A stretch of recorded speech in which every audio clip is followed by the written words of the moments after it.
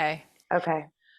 Hi, welcome to the Embodied Woman podcast, guys. I wanted to say y'all, and I'm like, I don't say that. It's not, I'm Y'all, not a Texas girl. that's funny. I mean, maybe you're channeling this a Southern girl today. Maybe I am. Welcome, y'all.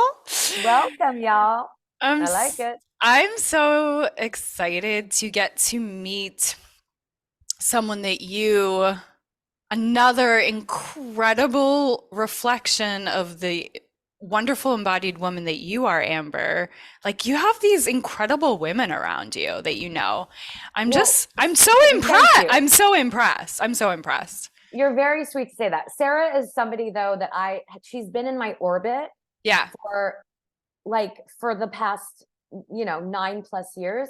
Hmm. But this is the first conversation that I'm having with her. And I'm a little nervous. Like when I met her in 2017 at this women's event, Yeah. I remember, and when she pops on, I want to tell her this story too. But I remember seeing her come in and thinking, who is that? Like Mm. she is someone, you know? This girl is on fire. Yeah. Yeah. So, oh, there she is. Speaking of Sarah. I know. I'm so excited. Hold on, let me go. There we go. Oh, it's nice to see the both of you. You Nice to see you too. too. Welcome. I thank you. So my dad's clothes are like all In over. the I've Okay. figured. Is it noticeable or should I move them? Oh, I did Fine. I did not notice. Good. Then we're gonna leave them there. It's fine. As It's long as life. it's not dirty underwear, I'm okay. Which is not. It's life. It's We're life. we're keeping it real. I always keep it real. It's the only thing I know how to do. So there you go. How That are the is- both of you? We're so Oh, good. I'm Good. so excited, Sarah. So this is the first time that I'm actually having a conversation with you. But I've known who you are for a very long time. And I was telling Siri, I don't know if you remember this, but in November 2017, there was an event at at UNITA in El Segundo. Yes. And I only know the date because I went through my pictures and found, because that's when I remember seeing you and meeting you for the first time. And maybe I'm wrong, but I have a memory of you walking in with white jeans, denim That would pants, be me. white jean pants with cute little wedges. And I remember, and this beautiful radiant smile. And I remember thinking, she's somebody famous. Like, who is that woman? And I don't remember if I actually met you, or if I just think I met you. I'm still trying to meet myself. Well, yeah, right. Join the club. I'm joking. I'm joking. No, I love that. I love I've met that. every version of me and I continue to meet every version of me. So there you go. Correct. This is That's correct. so funny. You remember that. I totally remember that. And then several years ago, my friend Shauna Lee had you on her podcast Okay. and of the soul frequency, and then put us in touch. And so now this clearly is the time that we're supposed to actually have a conversation. So Wild. thank You know, you for coming on. of course, absolutely. It's so funny because I meet people at the most random places. I kid you not. I mean, I've been on top of a mountain and all of a sudden somebody's like, I know you. You're like, I'm on top of a mountain. Really? Can't get away. Literally, I had that on top of Mount Baldy. I was on top of Mount Baldy, and this lady's like, "Oh my gosh, I met you last or 2 years ago on the John Muir Trail. I remember you." Wow. And then I've been inside the Grand Canyon, and I've had gentlemen come up to me and say, "I listened to your podcast. You're the one with the red shoes." And I'm like, "That's me." Those are some good pictures. It's the craziest thing. It's so crazy, but it's crazy perfect. I don't want to say it's crazy. It's crazy perfect. Yeah, It's complete alignment. So it yeah, is. it's good. It is. Good. I love that so much. Yes. So I'm so excited. So I feel a little I don't know. This is I don't know, I think our fifth episode, but today I'm we're talking to Sara. This is like, you know, she's kind of a celebrity. But okay, so I'm going to read your bio, but then I just, once I get that out of the way, I watched your TED Talk and I've listened to you on your podcast, and you have such an amazing story. So I'm going to read your bio so that people can kind of get the gist of that. And then we're going to dive into a bigger conversation. Perfect. Okay, awesome. So here we go. Sara began her thought leadership in making bold moves when she hit rock bottom, facing complex PTSD and trauma in 2013. During this pivotal time, she found that change is constant, but few really know how to bravely navigate and lean into the gifts that come with change. Sara chose to navigate through her anger, grief, and mental well-being while climbing and route finding 14,000-foot mountains and paddling 4 miles out to sea with whales and dolphins. Through her 32 years of diving into personal development, research, mental and emotional resilience, and healing, Sara has distilled 5 key components to making bold moves in the boardroom, within organizations, in teams, and at home. She has modeled and taught these 5 components to thousands of people, from teenagers to athletes and executives of Fortune 500 companies. She has been interviewed on nationally syndicated TV, The Doctors, and has shared her story across news nations in New York, California, and Arizona, to name a few. Her work and book has been featured in print across the world. When not on stage or in workshops, Sara teaches how to make bold moves when guiding clients through hiking, kayaking, and coaching retreats in Grand Canyon, Alaska, and Colorado. Yeah, it's pretty cool, isn't it? It's pretty cool. It's pretty cool. Yeah. Crazy, but I'm like, crazy is not the word. So it's like, it's pretty cool. It's pretty cool, you know? It's so unique too. Yeah, I mean, tell me about it. So not something I thought I'd be doing. I listened to that. The last time I listened to that was in September, where it really, really touched me. And I will say that it's just really touched me right now listening to that. And it was right before I went on stage to talk to 275 HR execs or HR, within the organizations. And I got up there and I started crying. Like, I literally started crying. And I said, this is like, when you know that you have transformed your experiences into something so much greater than the experience itself, it's like you can sit there and listen to those words, completely embody them, and just feel this overwhelming sensation of pride. Like, there's self-pride in that. But it's not only my pride, it's the pride that my parents have on me. My mom, who passed away recently, like, I can feel her. I was standing on stage explaining this to everybody in the audience, and I said, I want you just to give me a moment and just sit with my tears too, because this is like, it's not just me. You know what I mean? It's like all of the things that I learned. It's just like, it's, and the thing is that, like, we all have it. Like, we all have it. And we forget that. Like, we just forget that because we are in a world of constant movement. And I love movement. I mean, let me tell you, and yet there's also this, as I said to somebody else today who's joining our Grand Canyon retreat, I said, it's this continual realignment and alignment within your life every single day. And that's the coolest thing ever. So when I say, like, that's pretty cool, like, it is really cool. Like, it's so cool. Yeah. And thank you for having me on to share even that, because that in and of itself is like really something. And by the way, it's 10 years since my life changed. I know. 10 years. And this last Thanksgiving marked like this 10-year, I don't even want to say anniversary, because it's not like, I don't know, it's this continual journey. And it just was, as I sat at the table with my family. My mom has since passed, and she's like my best friend, still is. We went around the table and we were talking about what we're grateful for. And we've lost a lot of family members over these last 10 years. And yet, like, you can still feel their presence because they're, with us, and as my kids speak, I can hear my mom, and what she would say to them, and how the words that came through my kids and from my mom. And I just sat there looking around the table like, I am so freaking grateful for this life. Like, I'm so freaking grateful for this life. And if I'm not living in gratitude every day, then what am I living? You know what I mean? Like, what am I living? I'm just living. And I want so much more than just to be here. It's like this full alignment of and full embodiment of this life. Beautiful. So anyway, let's keep going. So Sarah, you are the embodied woman. You absolutely are. Sarah, what is a significant experience that you were, I mean, we touched upon it but that you were never the same after?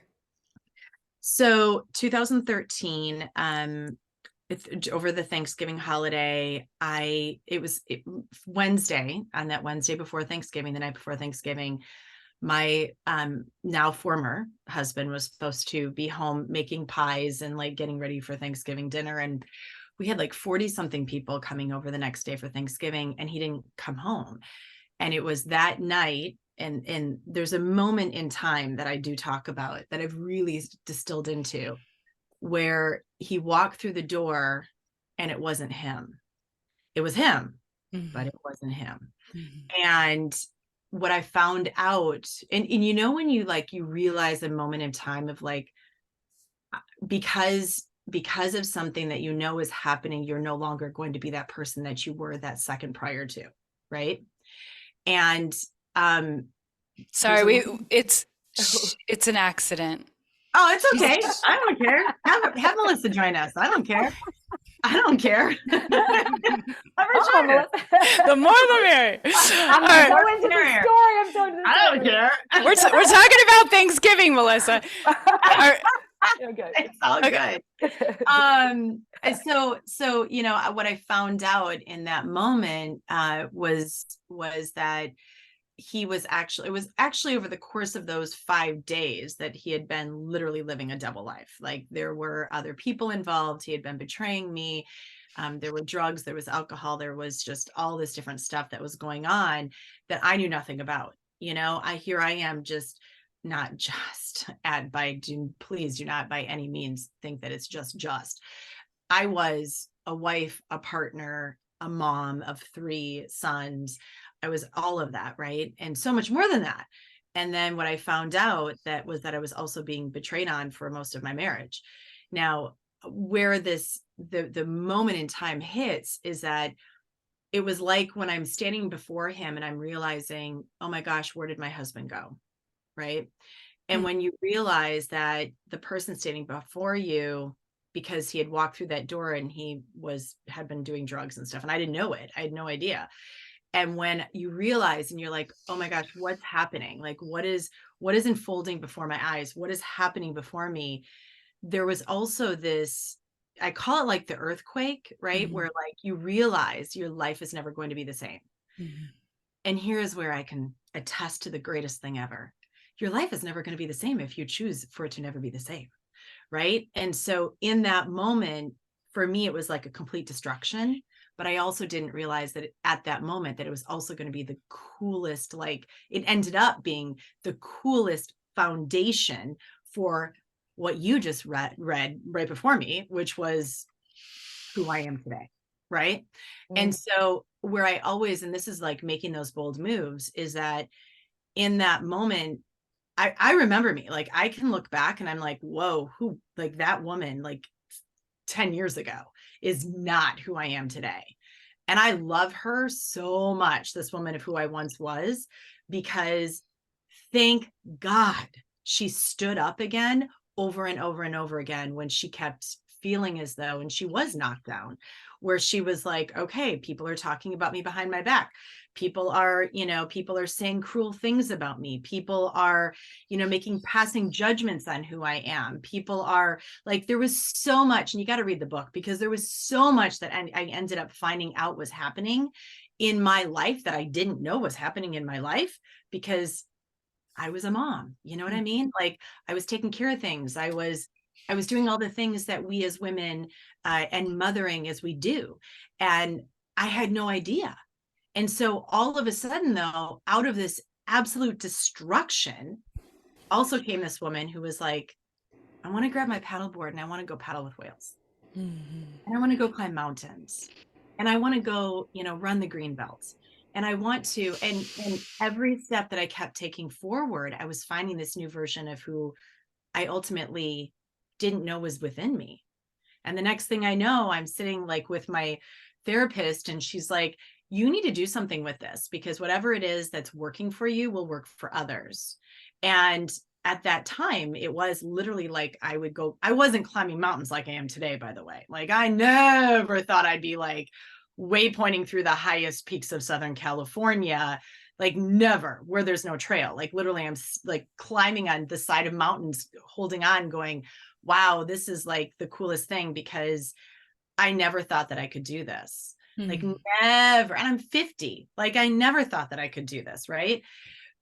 And the coolest thing is now when I'm guiding people through the Grand Canyon or where I'm kayaking next to glaciers with different men and women who are also going through these life-changing experiences, or I'm, sitting in the San Juan Mountains with Florence Williams, who's been through something very similar, a best-selling author who used to be my mentor, by the way, and now is one of my greatest friends. And we're like working with women and men, and we're like, you can do this too.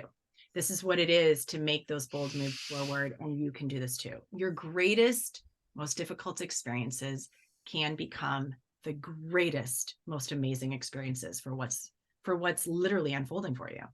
Yes. It's choice. And I got to tell you, there were many times where I thought about taking my car and slamming into the 405. Don't think that I didn't think that too. Like I was at a low. And I share that because I know that there are many people who sit there and they look at me and they think, oh, but that's her. That's just, well, no, by the way, that's not just me. It literally is within all of us. Yes. It's literally within all of us. So yeah, that's me. I'm very weepy today. I'm very emotional today and I'm very raw today. So when I listen to you, it makes me want to weep because weep with me. I know. I get it. But I think about what is so incredible to me is like the resilience and the strength that we have inside of us, even in the most difficult times. Like I look back on some of the most challenging times in my life at some of the lowest points. And I'm like, man, I still showed up. And, and I listen to your story and I'm like, God, you're hit with that. And you have these 3 boys that you still have to be a mom to, you still have to show up. And there's a part of you that's like, I don't want to be here anymore. But there's this other part of you that is clearly the one that was in charge because you're here. And what you were able to do and how you were able to navigate that, like, and that you can sit here and tell other women and men, who might be facing something that feels insurmountable. Like, I know how you feel. And if I can move through what I've moved through, I know you can too, because we all share the same, we're all connected. Like our souls, right? Our souls, that's where you find your strength. So, thank you for sharing that. I want to hear more about these mountains. Like, so you're clearly an expert now in guiding other people to do these crazy climbs. How did you get from your therapist's office, like, gee, Sara, maybe you should, do something with this, to like, you're leading these incredible retreats, taking people into, nature in a way that has been so healing for you. And now you're offering that to other people. Okay. Do you mind if I do a little pivot on something that you said? Please. Okay. Everything. We're going to do a little pivot. We're going to do a little pivot. Yeah. And then I'm going to come back and answer this question.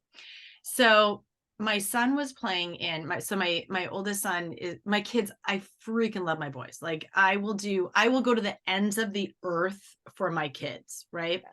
My oldest is 32. He's just incredible. Freaking love that kid. Like he's book smart. Like I sit there and I go, huh? Like, like literally like, huh? What? Like, bring it back from mom here. Like, I don't understand. I don't get it. He's so brilliant. And then my middle son plays water polo for USC. He's the co-captain of the water polo team. He's a senior. And then my youngest is 17 and he plays basketball. He's a starting guard for at Miracosta High School. Now I share that because I truly believe that one of the biggest things that we can do, not only as parents, but across the board, is to model for our younger generations what it is to step out of the darkness and into the light. Okay.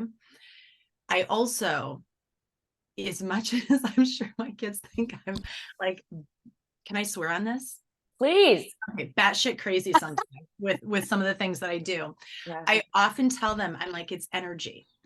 There's so much in life that is created by energy. And if we stay in the darkness, if we lean into the darkness, we're going to stay in the darkness. If we can shift and pivot into the light, that's where we're going to go. And it doesn't mean that we don't fall back into the gray or fall back into the darkness at times. Because we do, right? It's just that we learn and we have those tools to pull ourselves back out again and into the light. So my son was playing in a really big match against UCLA. I don't know, it was like 3-4 weeks ago.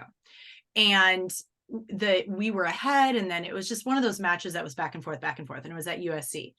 And I was losing my mind because I was like, come on, you guys can do this. Like rise above, right? Like, come on. And I, as a mom, call it Star Wars weirdness. Like, you know what I mean? Because my kids love Star Wars. I'm oftentimes like I will have these conversations with them, mind to mind or whatever you want, heart to heart, whatever you want to say. So like telepathy. Yeah. I do the telepathy. I did the same thing. So you do the same thing. Okay. Yeah, so my son. Yep. Totally. It works. I'm telling you, it freaking works. And this is why I bring this up, because we're talking about how we are all connected. See what I'm saying here? Yeah. So when we are in our darkest moments, when we can rise above that, you're not only doing it for you. It's not only the modeling, but you're literally lifting up energetically your children, those people around you, your community. If it's, the people within the workplace, whatever it is, this is what leaders need to also be understanding and stepping into. So I'm losing my crap during this game. And I'm like, I got to get out of here. I got to get away from what's happening within the stands. And I go to the bathroom. And this is a true story. I told Pinta, the coach, this and some of the team members, and they were like, you did what? I said, listen, it worked. So I go down, I'm sitting on the toilet. I decide I got to go to the bathroom. So I'm literally peeing at the time.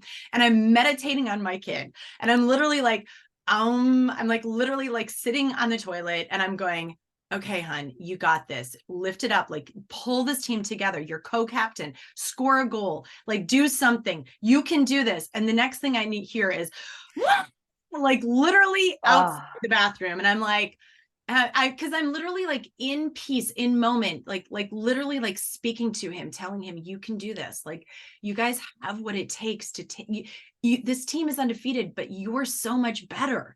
Like the other team, UCLA, was undefeated. Right. And I'm hearing this going on and I'm like, sweet, dude, this works. Jedi mind trick. Right? I literally walk out and I said and I noticed, I'm like, damn, USC just scored. That's awesome. Yeah. Now he ended up having the assist to the score that happened.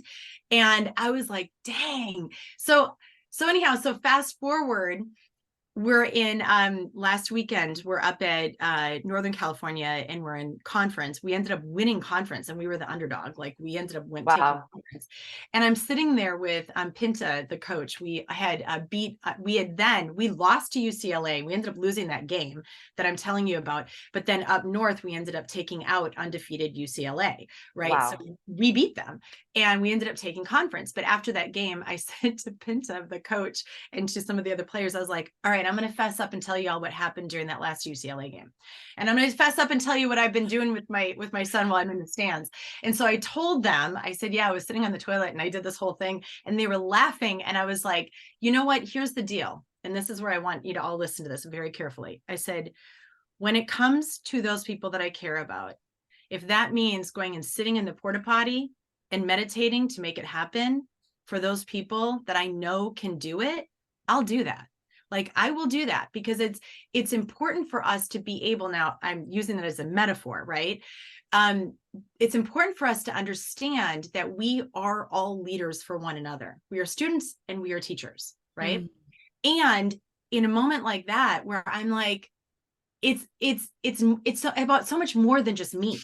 It's about so much more than just you. It's about so much more than just, it's like literally we are in community.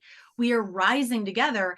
And when we can understand that direct correlation about how my energy also affects your energy, and how your energy affects my energy, and how we can actually be there for one another without actually even being in the room for one another, because we all make such a big difference.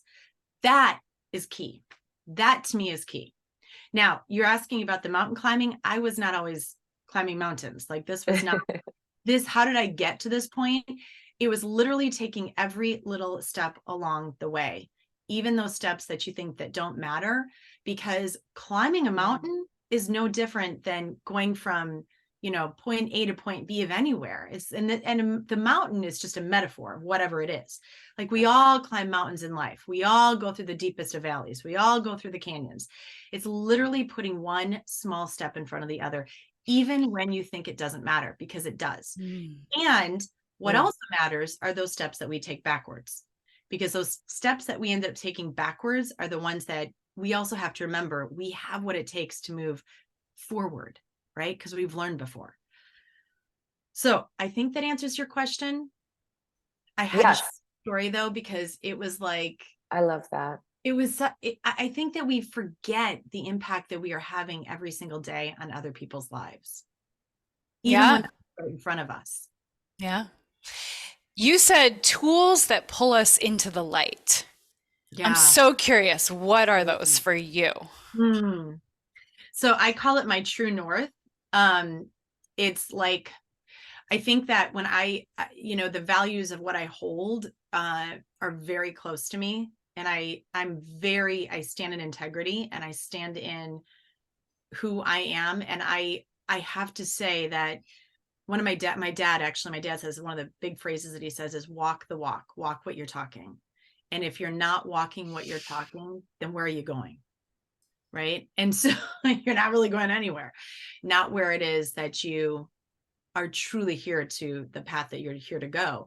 And so for me, one of the biggest tools is literally listening to what are my values, what's important to me every single day. What is my intention? Not allowing me to hold the things in life that aren't mine to hold. Right.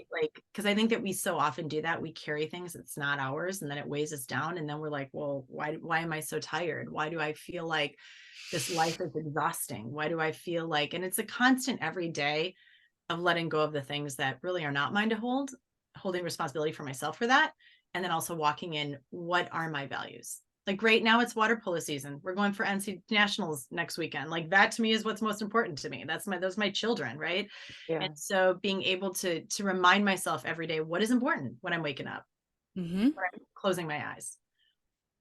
So, and also, so remembering your values and then walking the walk, and like, what other kind of maybe potentially embodiment practices? I know you're very active.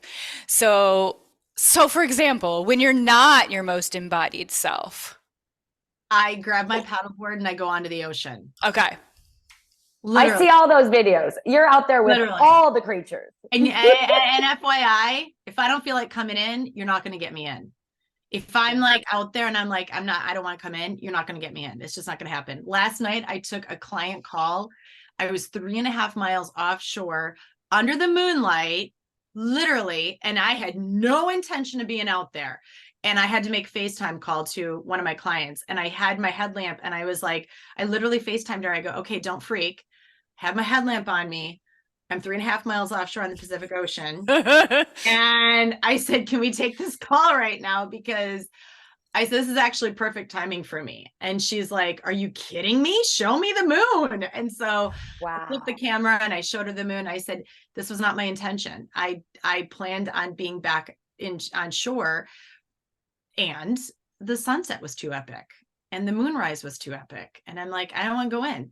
And I'm like, you know what? I think that we put these expectations of ourselves or limitations on ourselves that don't need to be there. And in reality, she was like loving it. She's like, rad, yes, please, let's have the call right now, because I get to go to your space. And I'm like, well, this isn't only my space, this is your space too. It's everybody's space. It just so happened that I was the only person out there. So yeah, it was That's cool. Incredible. That's incredible.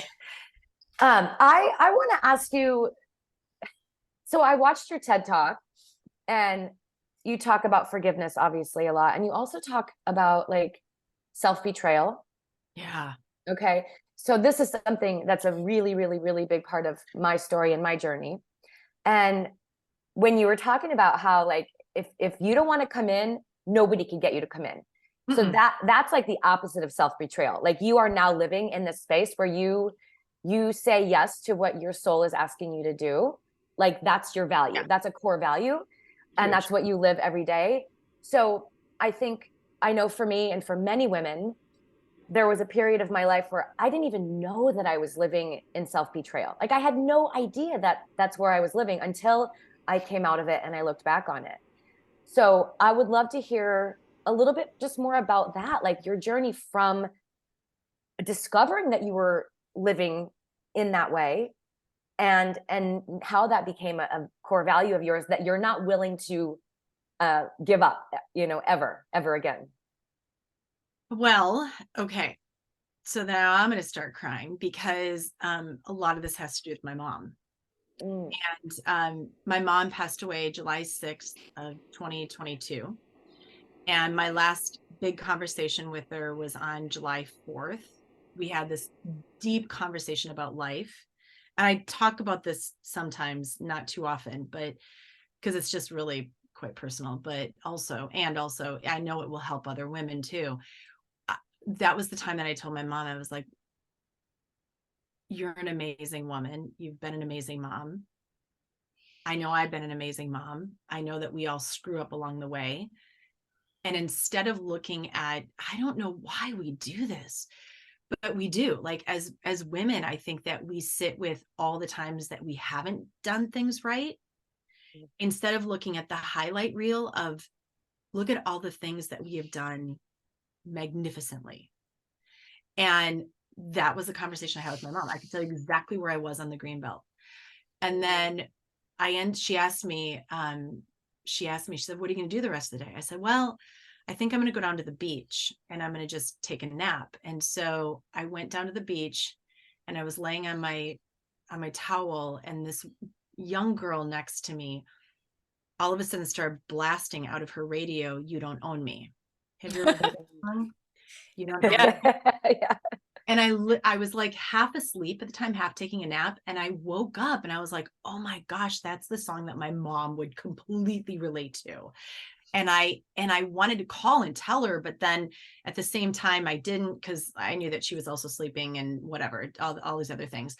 And but I put the song on my phone. And then the next day, we didn't talk the rest of the day because we had talked for like over 2 hours that day.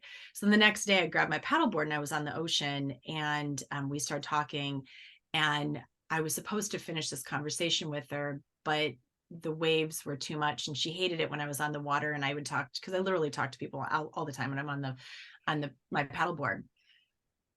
And I didn't get to tell her about the song, and she passed that next morning. So I never got to tell her about the song that I felt so like connected to with her, right? Like, that is her. And when I think about that song, "You Don't Own Me," I think about my mom, but I think about how many conversations that we had about being a woman, being a mom, being a partner, and how everybody around us tries to form us or change us, right? Like, it's like we try to fit in. But in reality, the one place that trying to fit in is self-betrayal, right? The one place where we need to do is just simply to belong to who we are right now.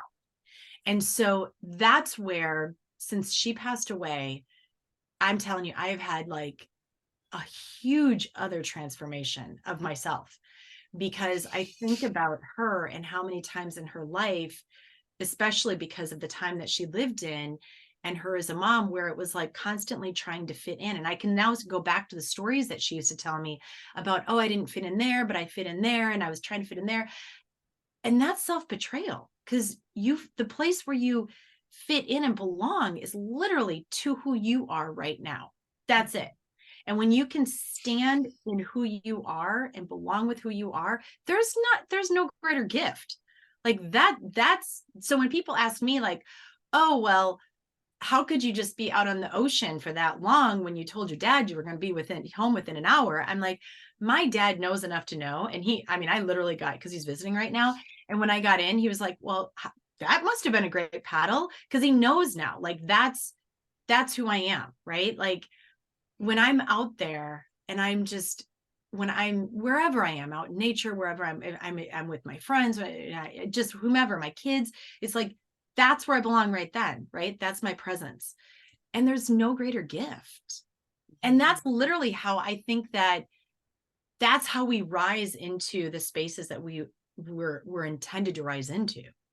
It's not about fitting in. Like I've betrayed myself so many freaking times in my life, not even realizing it. I mean, in my own marriage, like how many times did I sit there and ask him, like question him about certain things? And even though my gut, in every single ounce of my being knew that what was coming through my own mind, through my own thoughts were true. And yet I chose to listen to the words out of somebody else's mouth instead of what I knew to be true within myself, which was listen to what you know. And when your red flag goes off and when you have that hit, damn it, listen to it. Listen to it. And if you're still unsure, then go sit in the grass and have a conversation with yourself, because yourself, like every being of yourself, will answer your own questions. Yes. I mean, this is the path of the embodied woman, is really exactly what you're talking about. It's what I just wrote a book about. It's the path of the embodied woman is learning through painful experiences, how to trust our own inner voice and how to live from that place. That's it. And that's why Siri and I want to have these kinds of conversations, because we know that it's time for every woman, every human, to start to trust that inner knowing, because the world will be a better place. And I want to model that for my children. I want them to grow up trusting their own voice, you know? And I think that the coolest thing, like, I know it sounds so weird, but going back to me literally sitting on the toilet, right? Like, like having a conversation with my son through telepathy. Like, I'm like, listen, you know, the reason, and what I was telling him was, listen to yourself. You know that you can do this. You guys know that you can you know what a great team you are. You know how to be the leader. You know how to play. Like, you know how to do that. And again, like, it's not as if I don't screw that up too. Like, trust me, there are times where I'm like, oh, learned again, like, had that pattern, had to break that pattern, and that's where the forgiveness piece comes in too. So let's like kind of dive into that for a second. Yes, please. Because so often we get stuck in the story of, like, for example, me not listening to myself, right? And listening to my former husband in our marriage. I could have been completely taken down. Like, that could have, like, shame, guilt, remorse, sadness, anger, like all of it. I could have been completely taken down. And there were moments where I was literally, don't beat me up, because I can beat myself up really well.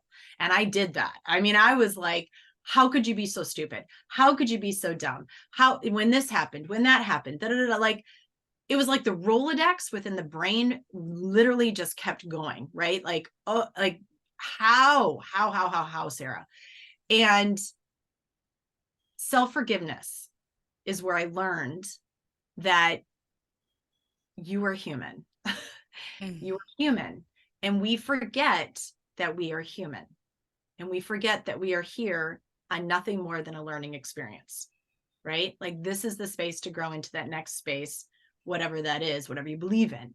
And so this, if life is our greatest classroom and we are the student and the teacher and sometimes the professor, it means that we're also going to have moments where we're going to have to check ourselves too and say, okay, well, got that wrong. Forgive me. Like in other words, to myself, like I forgive myself. I can look in the mirror and say, you are human, forgive yourself, do better next time. That's what this is about, right? What caused it? And now do better next time. That's all it is.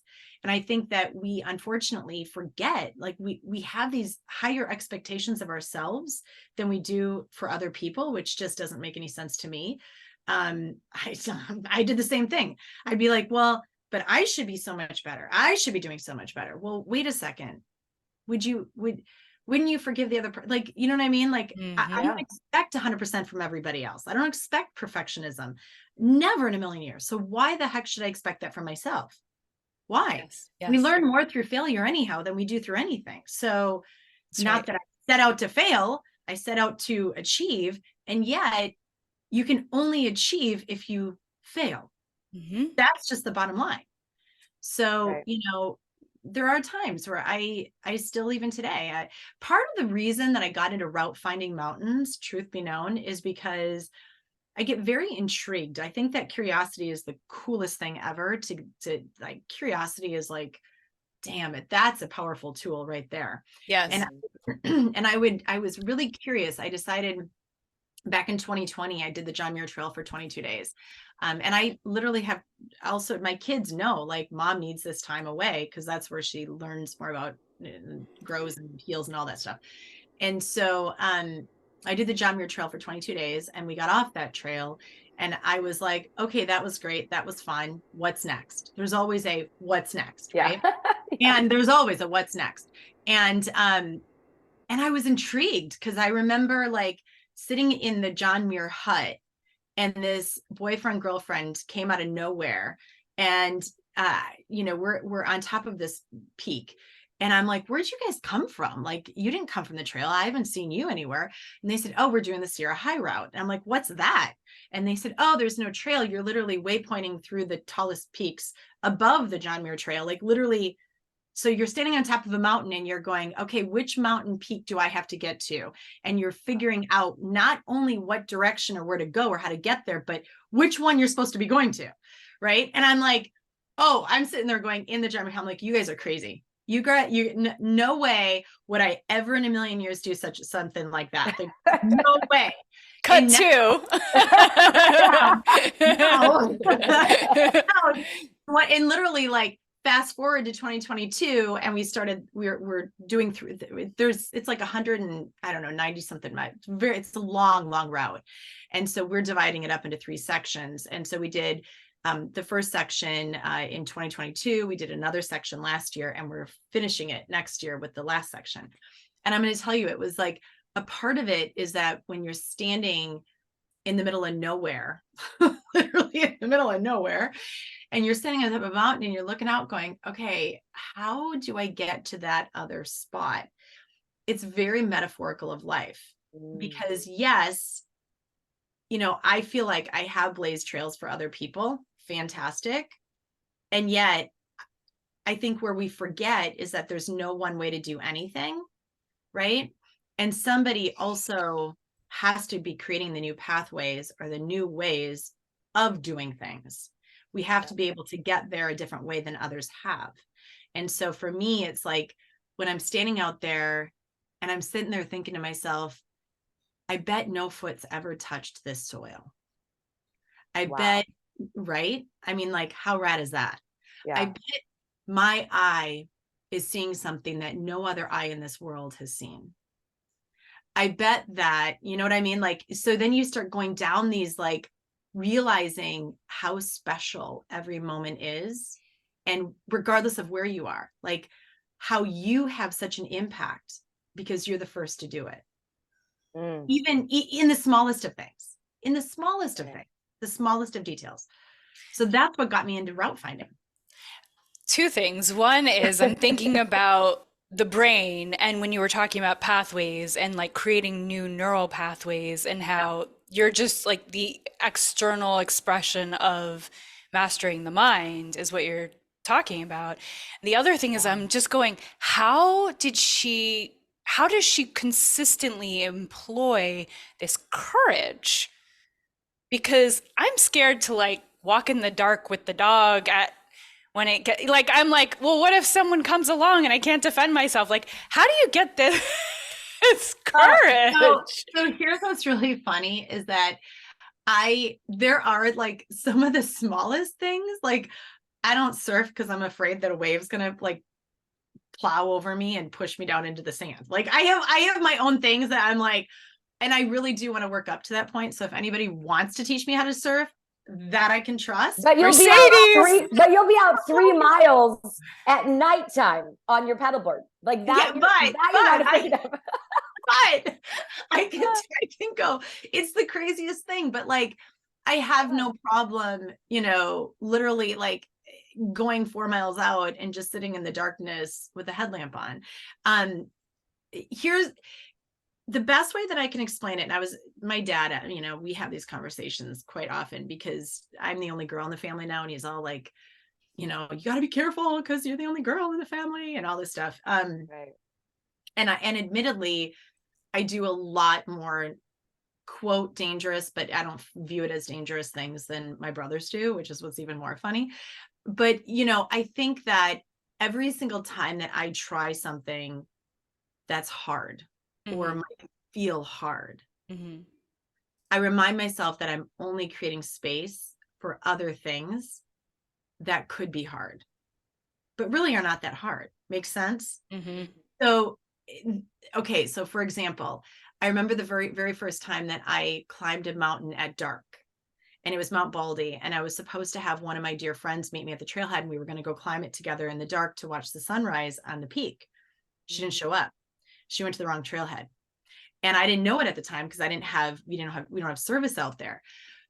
But I sat there, it was like 2:30 in the morning. And I'm like, okay, if I don't get going, I'm not going to make the sunrise on the mountain peak because it's going to take me, 3-4 hours to get up there.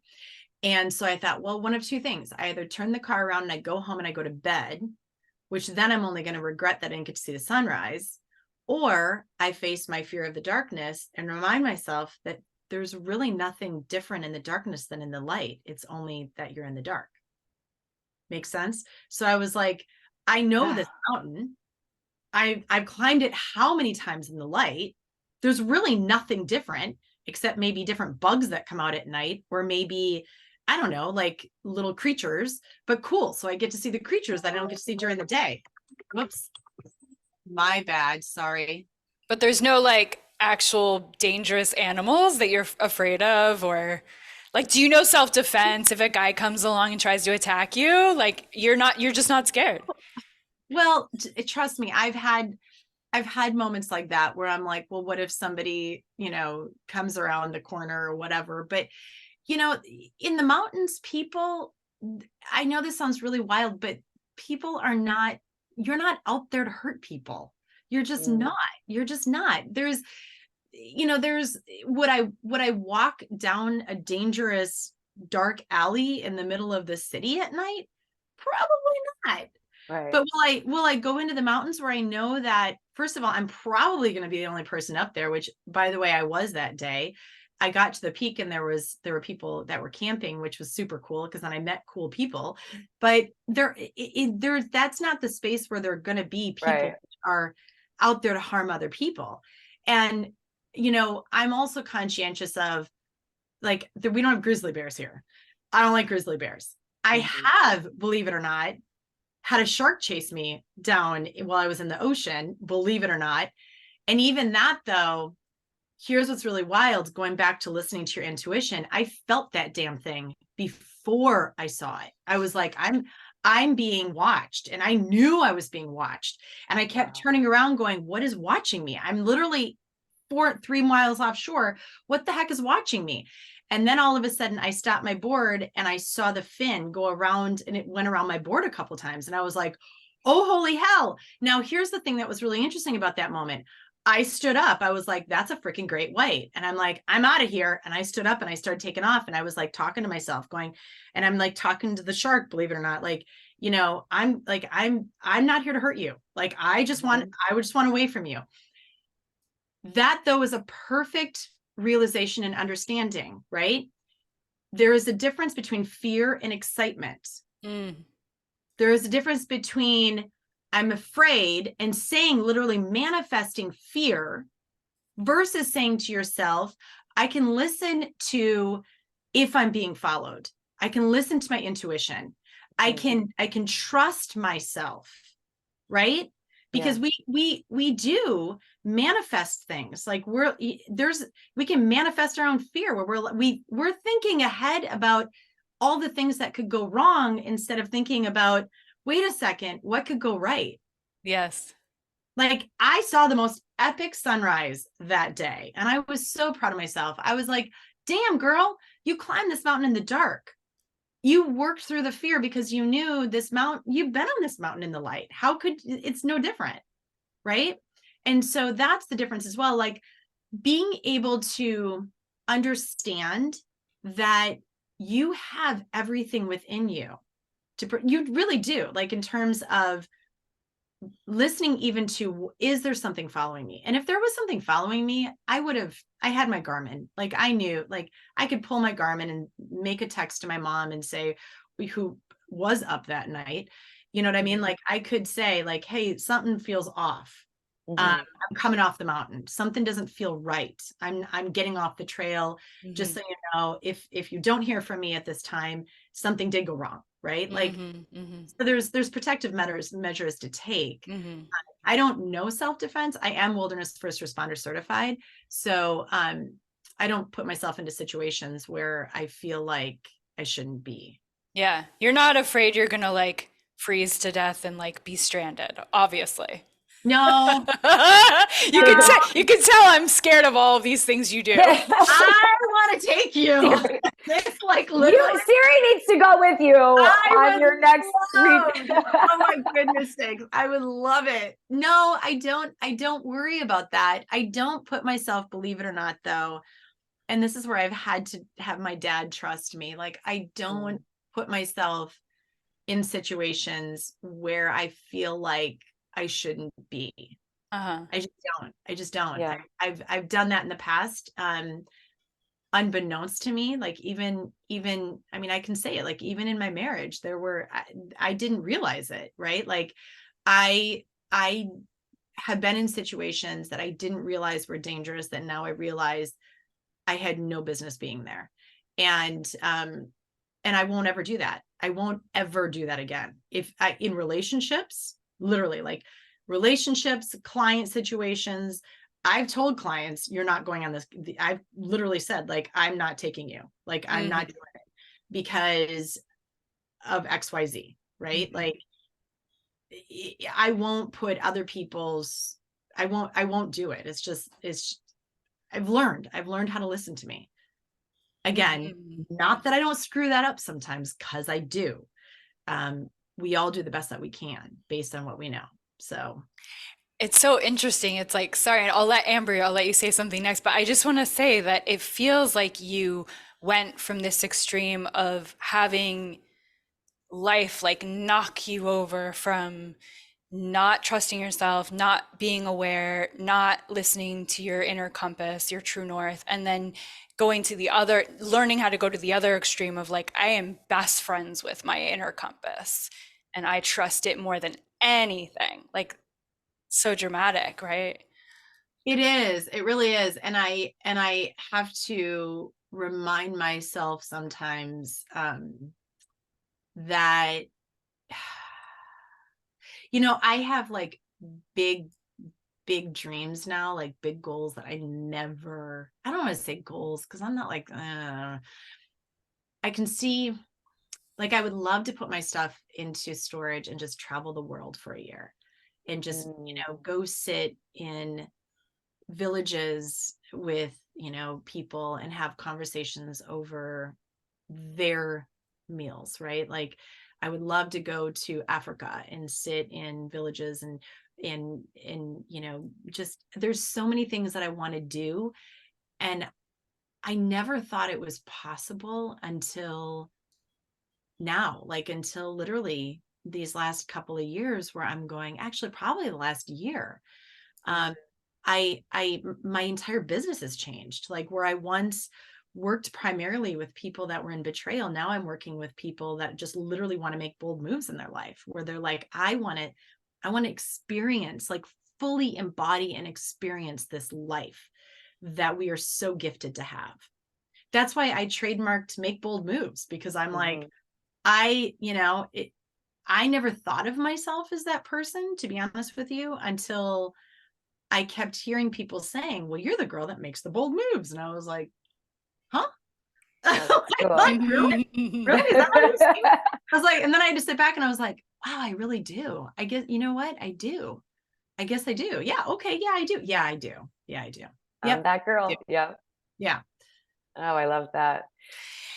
Oh, there's so many things that I want to talk to you about and ask you about. You're a hero, a heroine for so many women. And you're such just a gorgeous example of saying yes, of continuing to say yes. And I love that you said, like you'll complete something, you'll feel called to say yes to something, you'll complete it, and then you're like, okay, what's next? And I love that, because I'm kind of the same way. Like I feel like, I feel this urge or this calling, and then I do it and I'm like, okay, now what? And so I love that, we get to have that. Like there's no end point. There's no finish line. Like we just get to live day to day and say yes to the next thing. Like you said, there's so many metaphors too, by the way, with nature. Like I need to be more of a nature girl, because there's so many metaphors to life.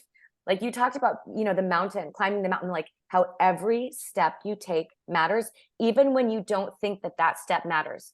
Like I love that so much, because I think sometimes in our day-to-day life, we have like the top of the mountain and we're like, this step. But what you said is every single step does matter.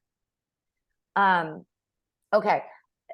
I want to hear from you. You've already said so many things, but like, how would you describe, so this is the Embodied Woman podcast. Like, how would you describe, if you could put it into a few words, like, what is the embodied woman to you? And when do you feel like your most embodied self? All right. So grab a tissue on this one. And I've been crying the whole time. I truly, when I feel most embodied and when I can sit with other women, men, whomever, and because I have these conversations with men too, it's embracing every single version of you that has gotten you to who you are right now.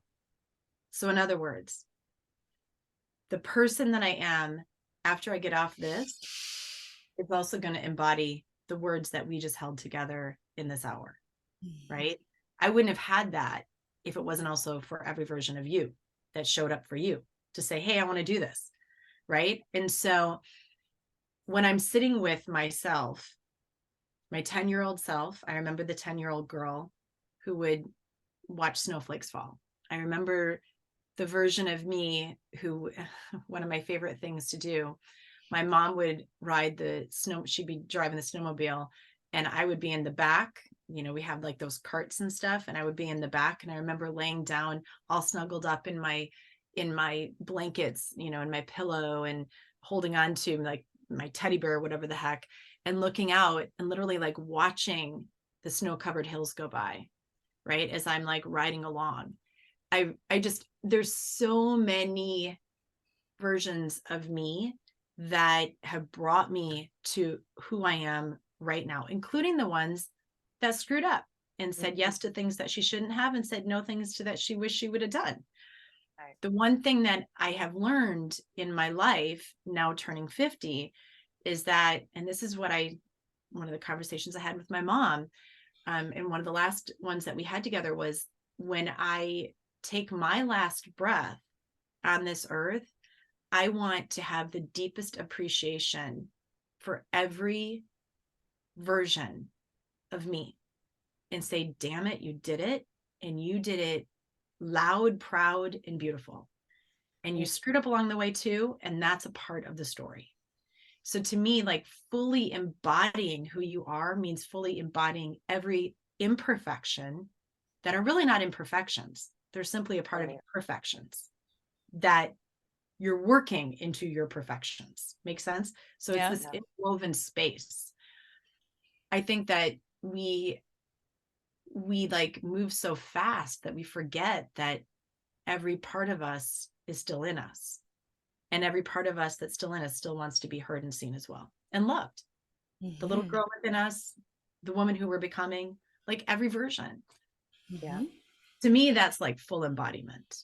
To me, that's like, you know, when people, and I've had a lot of people say to me through my years, like, you know, you're not serious enough, or you're not this enough, or you're too much. Oh, holy hell. If I hear that, I think I'm going to scream, right? Like, how many times have you heard that? You're just too much. Really?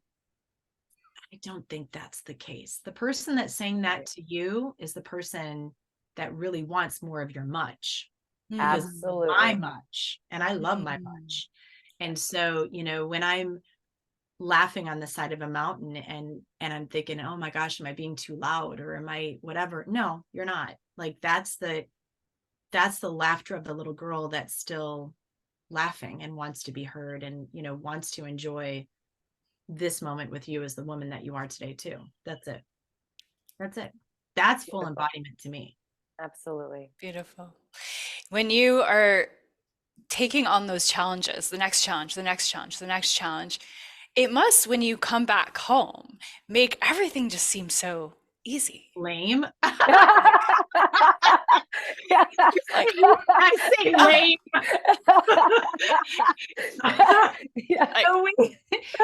Actually, this is why in the retreats that I lead, we do work before we go, and we also do work post. Like we still have weekly coaching sessions because it's about integration within the everyday. The thing that I've noticed about myself, I was just thinking about this about myself today earlier. It's like, I need my quiet time more now than I ever have. And it's not like where I once used to be more of an extrovert. I'm like an extrovert, introvert, extrovert, whatever you want to say. Us too. Me too. Me too. Like, because I can feel so much if it's like the animals, if it's my mom, if it's, you know, my kids, if it's whatever it is, I feel so much the energy. Right. And so now it's like, I really need the time and the space to also come back home to me. And so like, even in my social media, I was like, wow, I was off social media for a week. And I'm thinking to myself, oh, that's not going to make some people happy because, you know, like you also, there's a business side to it. Right. But I also like, I need that disconnection, even when I'm here more than when I'm here in the created world than the real world. So like, I consider the real world to be like out in the mountains and on the, like, that's nature, right? Like that's the real world. And this created world space, I have to like, that's the balance. That's the having to balance all of that with it, because I mean, trust me, there are days where I'm like, I would just love to go grab my tent and take off and, you know, not yet. I'm not going to do that yet. And just like completely disconnect for like a year. Wow. But that's coming. That you see that coming for you. Well, you know what I see coming for me? I don't think I'll ever do that, only because of my kids. Like if I didn't have my children, there would be many other things that I'd be doing too. Like I think about mountaineering up different mountains and stuff, but I've made a pact with them that I will stop at some point. But you know, there's where I see myself going is I want to write a second book, but I want that book to be more about the woman today, like making those bold moves as the woman today and what that looks like, and having those really deep, intimate, amazing conversations with people that I have met on my podcast, because I've met some rad human beings through doing this work. And I want to go meet them in their space. And I want them to teach me their space. And then, I want to write that book, right? Like the biggest, boldest move that you could make, which is exactly the opposite of what I ever thought I'd be doing, which is putting myself and my stuff into storage and just traveling for a year. Because it's just like, there's nothing, that's freedom to me. Like that would be the ultimate freedom. I thought I was going to have the white picket fence, the traditions, right? The people coming over, like that's what I thought I was going to have. It didn't turn out that way. And to me, my white picket fence is like, I don't know, there is no fence. So yes, there is no fence. No fence. Yeah.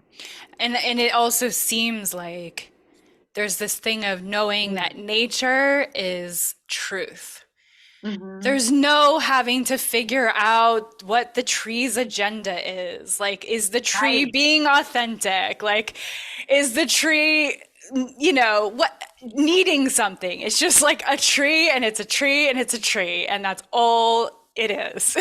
there's this amazing, oh gosh, what is it? It's like, you don't, there's this incredible quote about the tree, and it's literally like, state how a tree holds its boundaries, right? Because of the way that it's grounded. And if you really think about it though, yeah, there is no, like, there's no agenda with it. It's just, it is what it is. I mean, the other beautiful thing is, if a tree is dying, another tree, did you know this? Another tree, if a tree trees feel. Yeah, and they'll like help it. Yeah. They help it. Their roots go underneath the earth and will go and provide the nutrients for the other tree. If it's got, any kind of fungus, or if it's being racked, if whatever it is, if it's got like beetles to it or whatever. And to me, like, I did not know that. Wow. Yeah. Oh, they talk to each other. They literally, trees talk to each other. Yes, that underground ecosystem. I saw that in Fantastic Fungi. Yeah. Oh, really? I never saw that movie. I don't watch TV, or I admit, like I don't even, but I read it in a book, and I was so intrigued by that.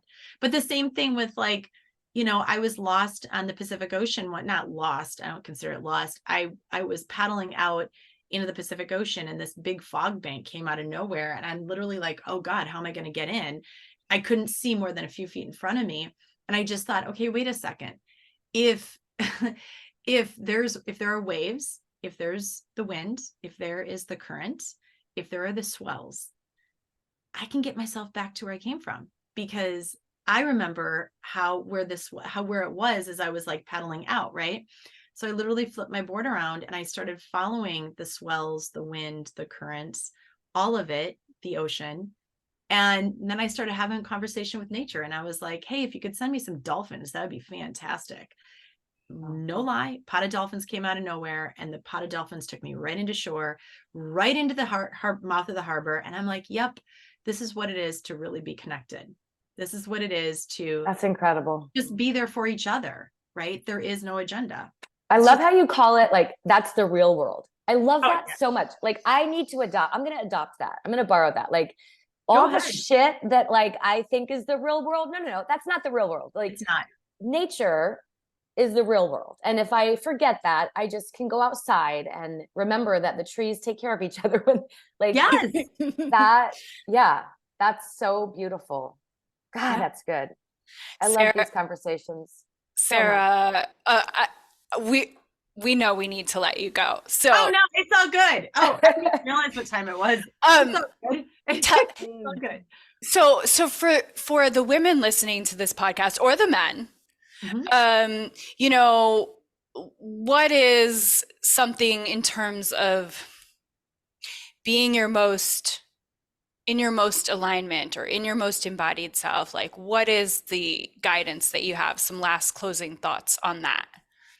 I was just having this conversation with somebody earlier today. It's truly about listening and awareness. I think that we get so caught up on the tasks, the list, all of it, right? That the best way to become completely embodied and aligned in who we are is to allow the breath to come in and feel the breath go out. That's it. It's so, it's not forced. If you're feeling like something is forced, then you got to take a step back, like take a pause.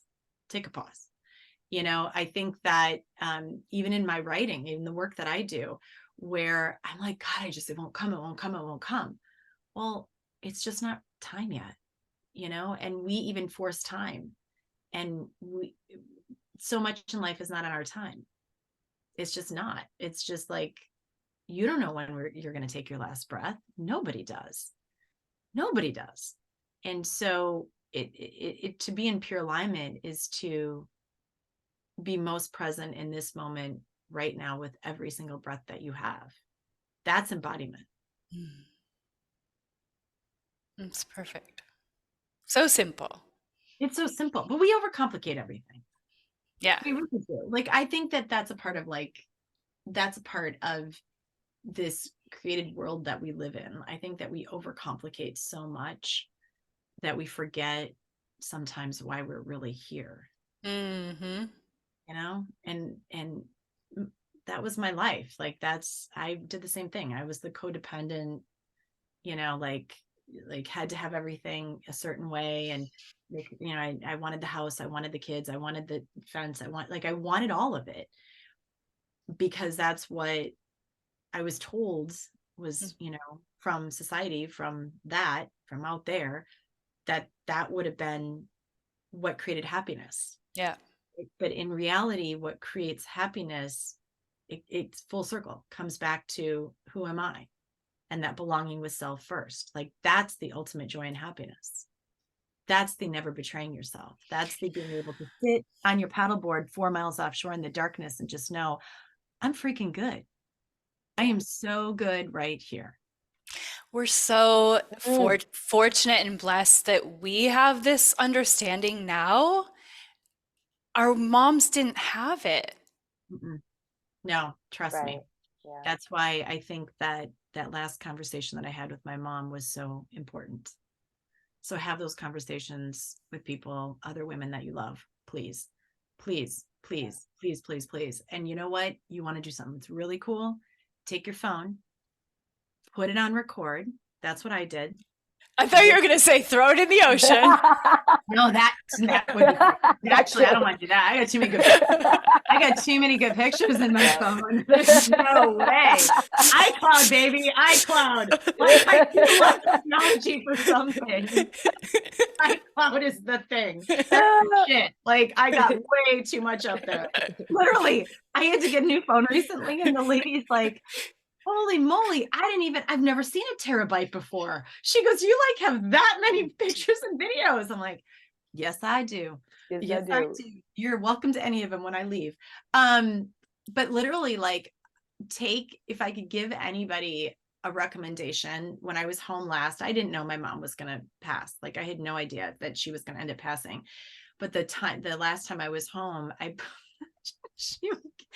put my phone on record and I set it down and I started asking her all these important questions. I had no idea that it was going to be our last conversation. No idea. And I started asking her, like, have you ever felt the hands of God? What's your favorite prayer? Mom, can you recite it for me? Have you ever, like, tell me a little bit more about your relationship with Dad. What do you think about boys? Like, literally, the craziest, most amazing questions. And to have it is like gold to me. It is gold. Like, it really is. It's like, and I've let one person listen to it, and that was it. And I like, this is my conversation with her. Not even my dad has heard it. And, you know, he's like, let me listen to it. I'm like, nope, I don't mean, like, I love my dad, but I'm like, some things are meant for mother-daughter, and she taught me a lot. So that's so crazy that you said that today, because literally 2 days ago, my mom was asking me to interview her on the podcast. Oh, wow. And I was like, That's cool. I know, I know. We're gonna Um, do it. We're gonna do it. I'm going to tell you right now, do it. I Do it. know. I Yeah. know. Sit with, here's the thing that I would, and I know like we are over time, probably your time too. The thing though that I would suggest people to do when they're interviewing somebody that they are close to is go back to the versions of you when you were younger and ask the questions that you would have wanted to know. You know what I mean? And then also, Ugh. and then also the questions that the future version of you looking back, like you have to go into the future version of you and then look back, and what would I want to know from my mom? Like what are the things that I would want to know, and interview her in a way that if you also were her being interviewed by your daughter, what wisdom would you also want to give? Because a lot of times I think that we don't, as women, as men, as just humans, we don't even know the wisdom that we have. We don't have a clue, right? Until all of a sudden that person's not there and you're like, wait, I wish I would have asked them this. And so, ask the questions. And the best thing is when they don't want to ask and when they don't want to answer it, just simply flip it and ask it in a different way. And it's not manipulating. It's not manipulative at all. It's literally like, you just gotta go in from the left instead of the right. You know what I mean? Mm-hmm. Because sometimes that you just got to go in a different direction. Yeah. And in life. Yeah. I find that with my children. Like if I ask a question in a certain way and they're not ready to answer it, like I had that with my daughter last night. And when I just kind of gave her space and asked in a different way, she totally opened up to me. And it was like so beautiful. Thank you so much, Sarah, for me personally, like just helping me remember today that like the only thing that really matters is the moment and the people that we love. It's like this morning I have some shit going on in my mind. And I carried my daughter who's 11, but I still carry them. They're 9 and 11. Until I can't carry them anymore, I carry them out short distance to the kitchen. And I just held her and hugged her. And I was like, this is the real world. Yeah. Everything else that I'm worrying about or, it's okay. Like this is what matters. And I love the mom that I get to be. And I love my babies. Like, so, everything else will work itself out. But this is what I have. And this is real. It all falls. And this is, I find myself with that same thing. It all falls into place. When has it not? I know. I mean, that's the thing. When has it not? I just laugh about just all of that. I'm like, when has it not fallen into place the way that it was intended to? That's like having faith and trusting in the universe too. It's so true.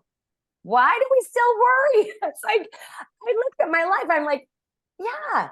Well, do you know why we worry? Should I teach y'all something? How long do we go here? Like I just keep going. We're fine. I just thought you had to go. Episode number 2, but that's okay. Yeah. So so resistance, and this, I talk a lot about resistance in my speaking engagements and stuff too, and also in the work that I do. Resistance is something that we all have, and we're not born with it. It's created. Like there's only two fears in life that we're born with. One is the fear of falling, and the other is fear of loud noises. All the rest are created by society and our own experiences.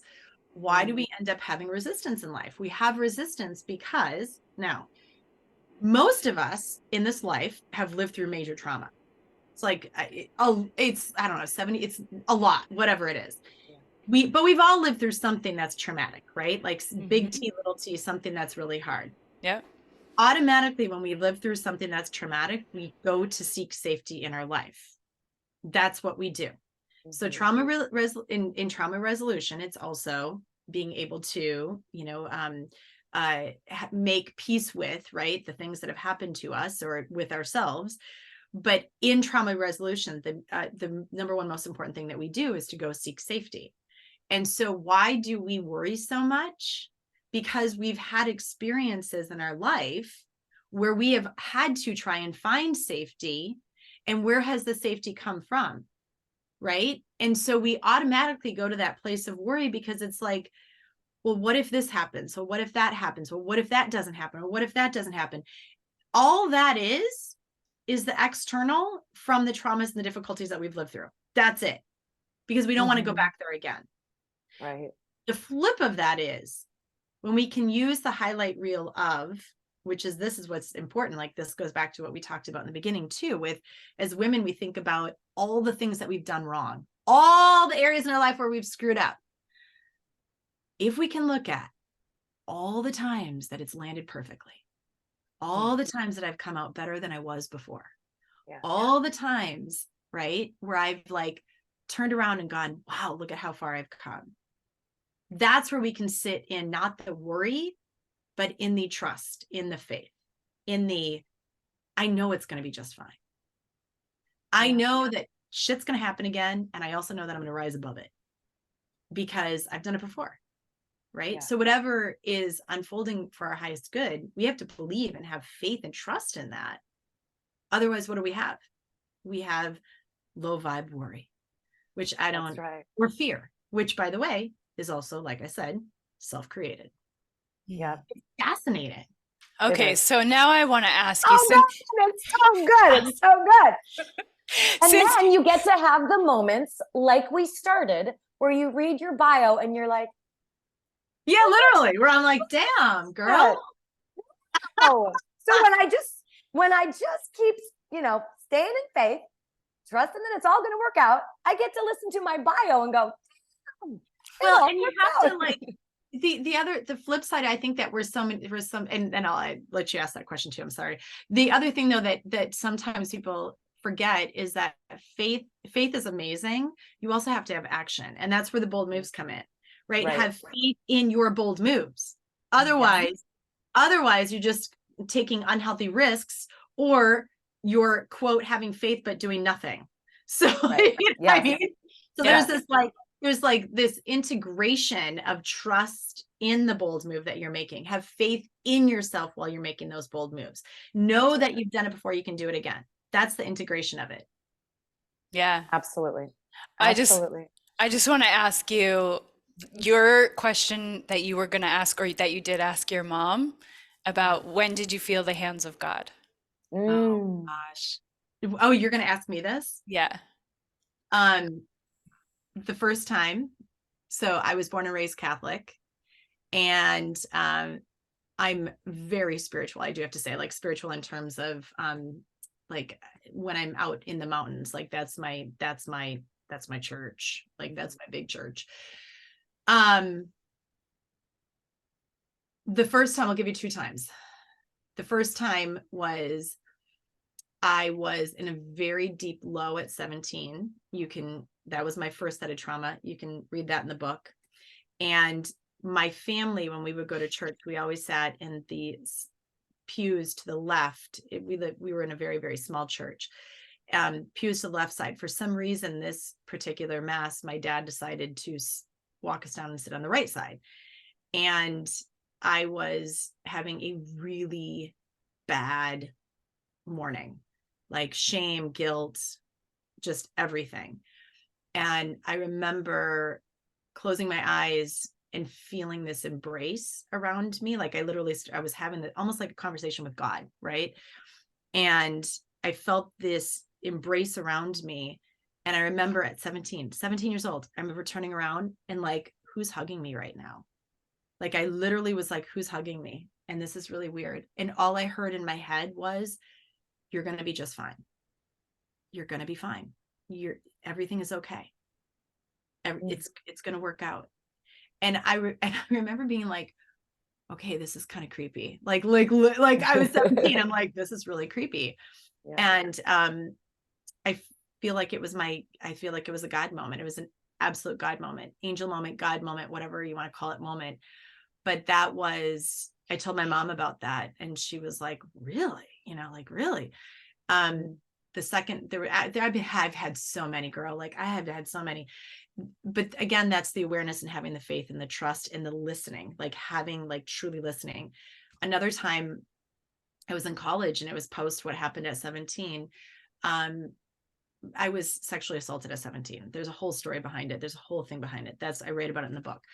And I was driving down the road, and I remember thinking, like, I was a student at UW-Madison, and I was thinking to myself, like, is this for nothing? Like, is this for nothing? Like, all of like me making some of the most difficult and hard choices in my life. And I felt like I was, again, at another low.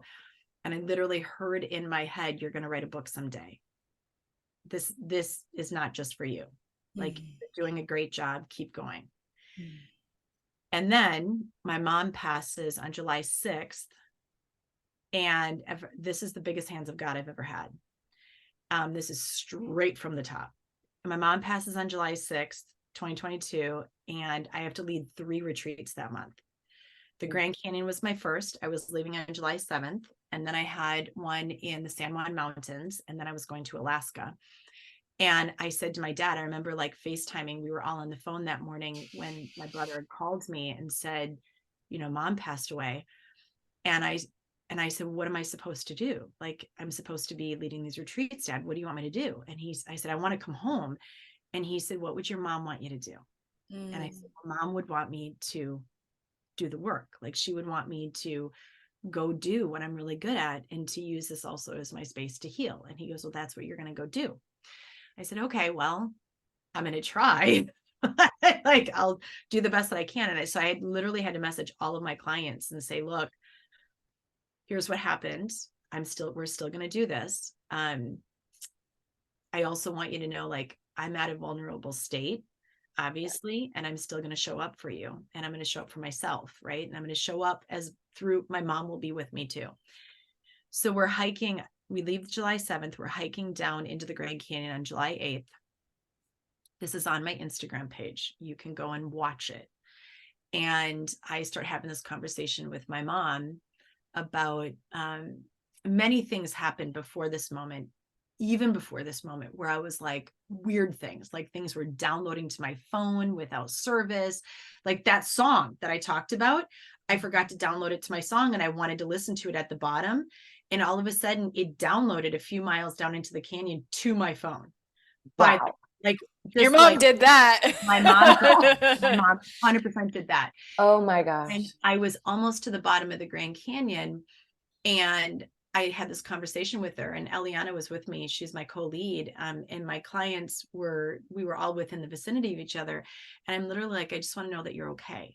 Like, did I make the right decision by not going home to be with Dad? And my brothers had flown home at that point. And so I was the only person that wasn't there, you know? And I was like, I'm like, is that where I'm supposed to be, or am I supposed to be here? You know? And then I said, just give me a sign that you're okay and that I'm doing what I need to be doing right now.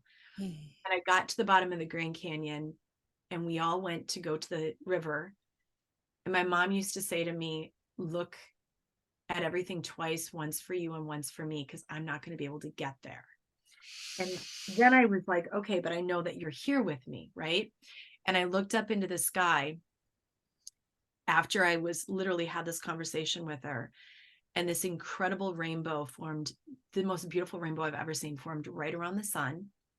And the clouds parted into a perfect heart right in the middle, literally, like it was a perfect heart right in the middle of that sun.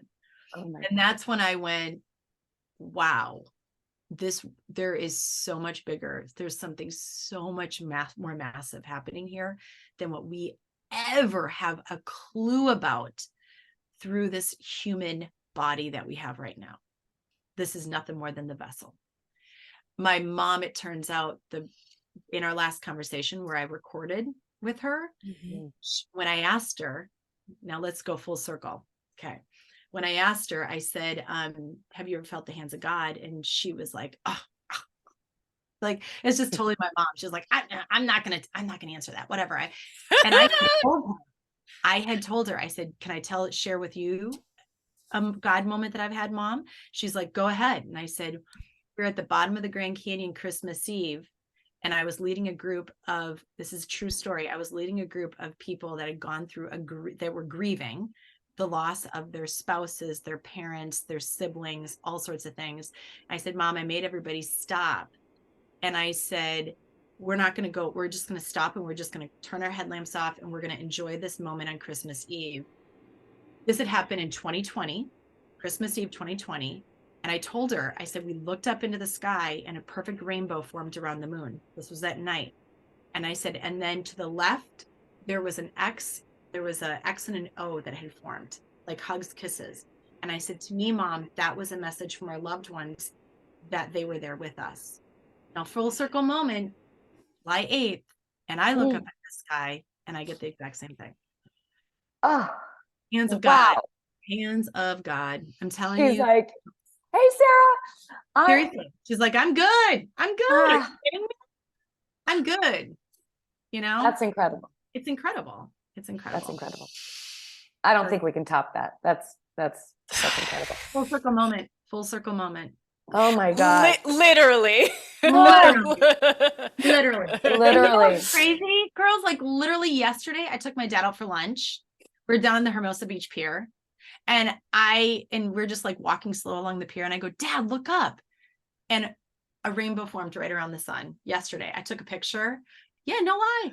And Oh my gosh. we've been talking about Mom. And I was like, wow, see, there she is. And all these other people are like, I didn't see that. How did you just see that? And I said, you guys start looking up. You guys start paying attention. Yes. Yeah. So. Ah, Sarah, thank you. What a Welcome. gift you are. This was like going to church. This was like going to church, this conversation. Going to church. That's I love it. Somebody in my last, when I got off stage for my last speaking engagement, she goes, oh my God, I took like pages of notes. This was like going to church. I had no idea I was going to be hearing all this.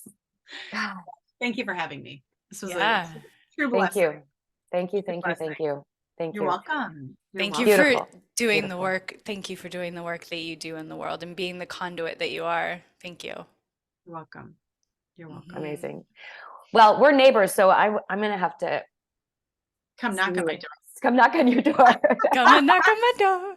I'm gonna have to knock on your door. What a pleasure. Thank you, Sarah. You're incredible. Thank you, Sarah. Love you. Thank you for having me on. I appreciate the both of you. Thank you. Well, until we meet again. We meet again. But my biggest takeaway, that is the real world. I love that. That is the real world. Nature, that's the real world. It is. It really is. It really is. Biggest takeaway. And look up. Look up. All right. Well, have a beautiful rest of your day. And we can't wait to share this episode with our listeners. It's just magic and medicine and all the good things. So thank you for having me on. Exactly. Thank you, Sarah. All right. Take care. We'll see you next time. Sounds good. Okay. Bye. Bye.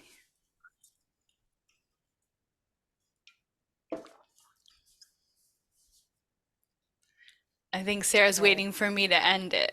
Oh. We're just gonna stay on and wrap up. No, seriously. Because I usually stop recording, but are you guys just, is that it? Because I'll totally just go. I don't. Oh yeah. Yeah, you can go ahead and go. You can go. You can go.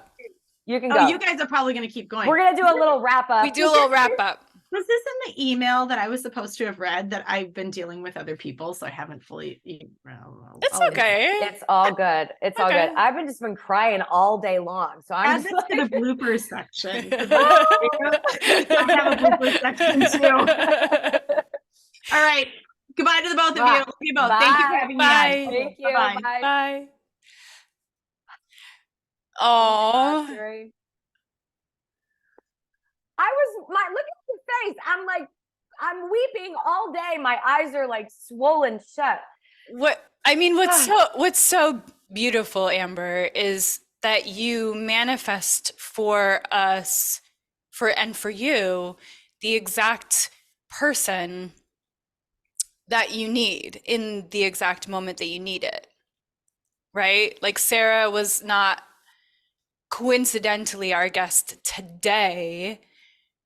It's like you're calling these people in divine perfect timing for your journey, and me too, like, you know what I mean? So it's just, yeah, I'm like, remember when we got off a couple of calls, and you were like, I feel like my whole body's shaking. Yeah, I with Heidi and I'm like that right now. Like my whole body is like shivering, and I'm yeah, like, you got like a whole upgrade. I think I did. I think today was pretty, yeah. Ooh. Yeah, and She is amazing. I mean, I don't think you could pay me to go 4 miles out into the Pacific Ocean at nighttime, like with a shark. She is she is incredible. I mean, but like I could maybe borrow her courage if she was leading the way. Right. Like I feel like I could, there's a version of you, Amber. There's a version of you that if she was leading the way, like I wouldn't freaking do that by myself, but she Right. didn't think that she would ever do that by herself either. That's And true. that's like the pure potential aspect of like we can literally do anything. It's just our Yeah. mind that's our own white picket fences that we put around ourselves that that does that. I love what she said. I just had this moment because I was thinking about her Grand Canyon retreat that she has coming up. Yeah. And you know, my first husband, he was like super into hiking and backpacking. Okay. And so when I was with him, Mm-hmm. I spent a lot of time in nature, like Yeah. going on hikes, and then, you know, my most current ex-husband like wouldn't Wasn't into that. go for a hike if you If you it was paid at him. gunpoint. And so I was like, oh, I don't do that now, you know. But I like what she said about like how each version of us, like there's no, like it all counts. Like there's a version of me that really loved being in nature and going on hikes and like, you know, getting dirty and not shaving my legs for a week and like having the backpack on, like. And then there's the version of me that also really loved, you know, staying in nice expensive hotels and not doing that. But it's all me, right? Yep. Yeah. It's all me. Yeah. Yeah. We should go on one of her nature retreats. I together. know. That'd be incredible. I know. She's something. Have you looked at her pictures with her red shoes with those sexy legs of hers? Holy shit. No. Oh, I haven't. Yeah. Look. I saw like hiking. Yeah. At the top of snowy mountains with like a big puffy coat. Yeah, but no, she's got like, she did like this whole photo shoot, well, maybe multiple, where she's like, I mean, her legs are just stunning. And then she's got these like sexy red high heels on, like out in the middle of nature. Oh. Like, yeah. Yeah. Nice. She is an embodied woman. As are we. I mean, I just, yeah, I kind of marvel at her level of trust, but also it's like she says it's in the book, like, you know, she's been through stuff.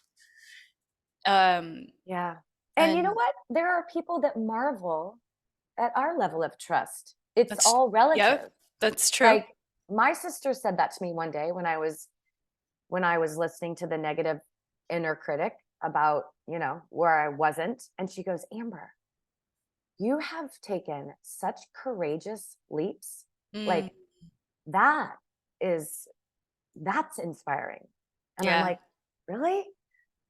You know, it's like, we don't really see ourselves the way that other people see us. That's true. Yeah. So we are bold and we are courageous and we're taking bold and courageous leaps in our own way. And that's the cool thing about being an embodied woman, is that it's like unique to each of us. That's right. What feels courageous to me might be different, right, to somebody else. Yeah. But it's about taking our own like bold and courageous leaps that are most aligned with what our soul is calling us to do. Yes. And that's then like so you true. did for me today, loving me and seeing me and supporting me and saying, like, cheering me on. That's why we're here. Cheering each other on. Yeah. And when I can't see through whatever fog I'm in, then I know that you'll do that for me. Yeah. Yep. I'm here for it. I couldn't believe she was saying about interviewing her mom right before her mom passed and how important that was. And I was like, oh my God, what And a your su- mom what just asked you she that, huh? just asked me like Wow. on Sunday, like Wow. day before yesterday. She's like, I've been on TV, she says to me. Cute. It's like, Oh, okay. Mom. Yeah. Okay. So mom's coming on. That's the next thing. I gotta make time for mom. All right. Thanks for listening, guys, gals.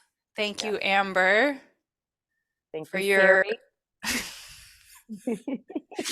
Siri. did you see how many times did I do this? I'm like, yeah, that's attractive, but what are you gonna do? I mean, I didn't even, at least you had tissue. I should have brought tissue. I was just kept wiping my eyes with my hands. I need a tissue box yeah. with me. Next Well, time I'm gonna bring or just do this, which is what I did. I keep that on my trash, on the top of my little trash bin. I mean, keeping it real. keeping it real. All right. Oh my God. All right. Love you. I love you too.